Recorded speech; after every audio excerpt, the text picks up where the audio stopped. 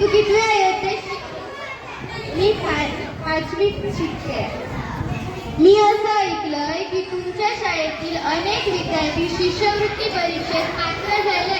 शिष्यवृत्ती परीक्षेत पात्र झाल्यात म्हणजे सराव परीक्षेत त्यांनी उत्तीर्ण मार्क मिळवलेत आणि जास्तीत जास्त मुलं टॉप 10च्या यादीत आली आहेत. तुला याबद्दल काय वाटतं? हो, खरं तर आमच्या वर्गातील सर्वच मुले खूप हुशार आहेत आणि त्याच्यातली टॉप 10 या यादीत आलेली मुलं खूप प्रयत्न करतात आणि आपण कसं अजून पुढे जाऊ. आपल्या पुढे कोण आहे तर खूप शाळेचे मुलं पण त्यांच्या पुढे असतात.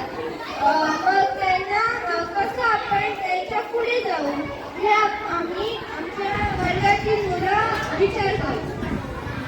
थँक्यू. तुझं नाव काय? माझं नाव श्रीषा प्रभू जोशी. तुझ्या शाळेतला या अनुभव सांग. मी खरं तर या शाळेत पहिलीपासून आले. पहिलीपासून ते सर्व शिक्षक एकदम चांगले प्रेमळ आहेत. आणि पाचवीत आम्हाला ऑक्टोबर महिन्यात कानिवडेकर सर आले. ते आणि सावंत सर, आमचे वर्ग शिक्षक सावंत सर यांनी मिळून स्कॉलरशिपसाठी आम्हाला खूप आमचा अभ्यास घेतला. आम्हाला खूप काय नवीन क्लिप्या सांगितल्या. आमचं खूप चांगले मार्गदर्शन केलं. थँक्यू. तुझं नाव? तू कितव्या येतेस शिकते? मी पाचवीत. तू आता पुढच्या वर्षी 6वीत जाशील बरोबर. मग तुझं आता मत काय आहे? पुढच्या वर्षी 6वीत तुला जावंसं वाटतंय की नाही? काय वाटतं?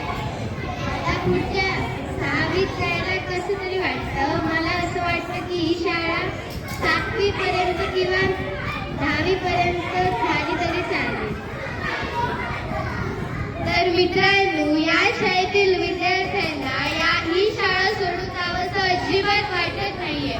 म्हणजे इथल्या शिक्षकांचा आणि विद्यार्थ्यांचा किती बॉन्डिंग असतो हे आपण पाहू शकतो.